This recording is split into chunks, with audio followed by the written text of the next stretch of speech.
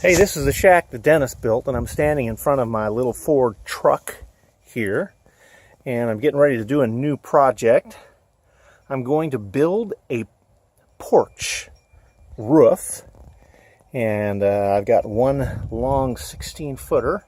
And the reason I have that is because it's going to be in a kind of a triangular shape, so it's going to create some interesting problems. And I've got some 8-footers and roofing and some felt. And this is the new project. We are going to build a porch roof. And we are on the back porch, and you can see that that back porch is kind of a triangular porch.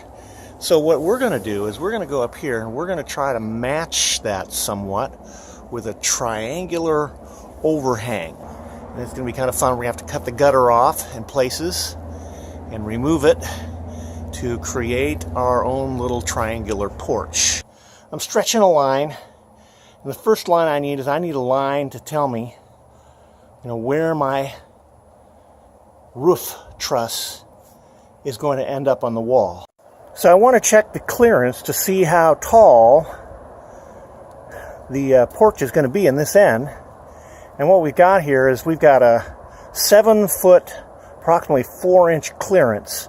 And that ought to be plenty. I hung a second line across this way, which is where our fascia board is going to go. It's going to be a triangular looking porch.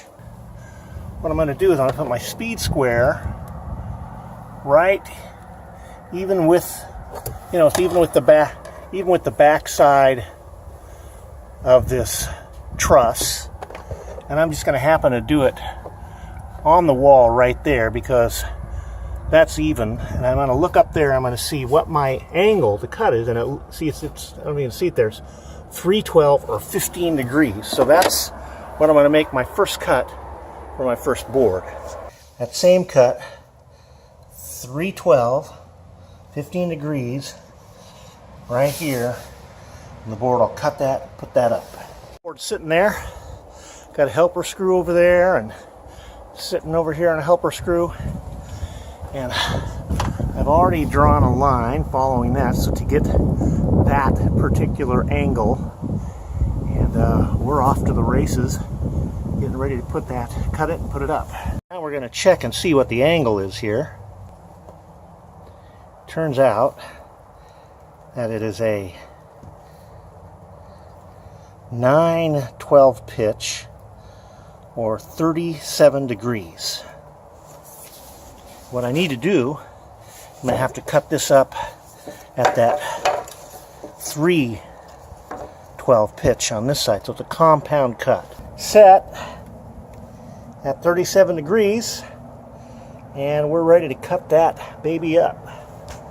So I'm going through concrete siding, and because of that, I had to drill through it.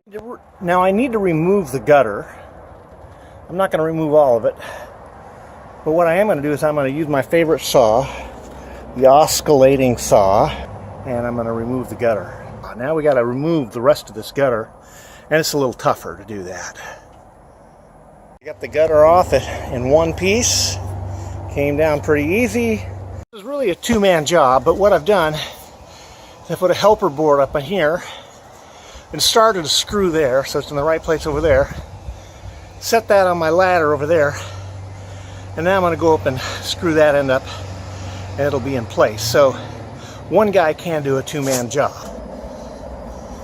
My structural piece there in, and now we're getting ready to put the trusses in. Putting the trusses up, and again I got my little helper hand over there, and getting ready to put that first truss up.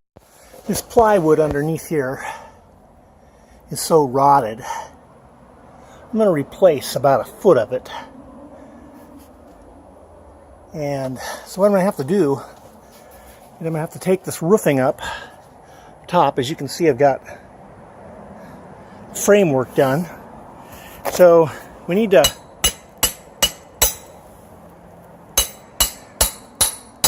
take the roofing up a little bit of it, so that we can not only so we can feed the other roofing underneath it, but so that I can cut off that foot and replace it.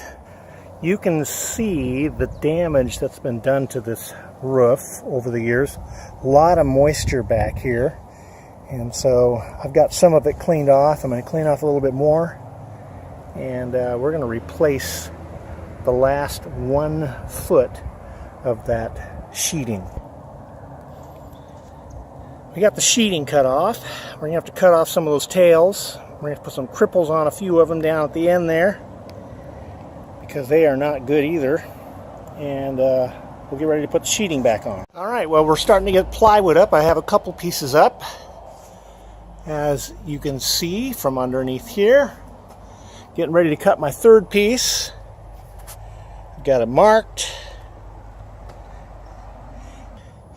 Here's what our roofing looks like up here. And got another piece to put on down there. Go ahead and screw it in. Should screw the stuff down or nail it down. Next thing we'll do is put that paper on there, tuck it in, and then we'll put our roofing on. Paper up, got it tucked up underneath there. Real nice. I got it over there so we can put some step flashing underneath there. Now we're ready to put the roofing on. This particular roofing is about every 6 inches, so I've measured down and squared over to the wall. And I put some marks on the wall every 6 inches. And so that's where we're going to work. We're going to work up every 6 inches until we meet the roofing. My first piece, putting that thing in right there, wearing it to the wall, working my way up. Putting in step flashing as I go. Put your step flashing in, put your roofing on, and move up the wall.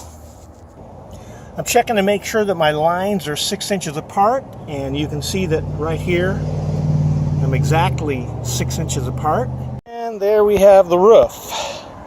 Got her roofed, got her matched up, and looking good. Now we need to get the gutters paint. I'm starting to paint here, adding a coat of primer. Then we'll go to painting and put some gutters up. Using the aluminum gutter rather than the plastic. I'm going to work on the gutter. And there we have the finished product. And you can see, got some painted soffit over there. And gutter up there. Downspout looking good. This is the shack that Dennis built. Thanks for watching.